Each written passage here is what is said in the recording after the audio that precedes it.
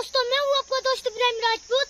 दोस्तों, आज हम अपने गाँव आए थे और यहाँ पर गर्मी बहुत ज्यादा है और आप देख ही सकते हैं दर्जा हरारत कम से कम 45 होगा। तो अभी हम नहाए हैं और थोड़ी देर में ये भी सूख जाएंगे। तो अभी एक और पेट चढ़ने लगे, हम उसमें नहाने लगेंगे।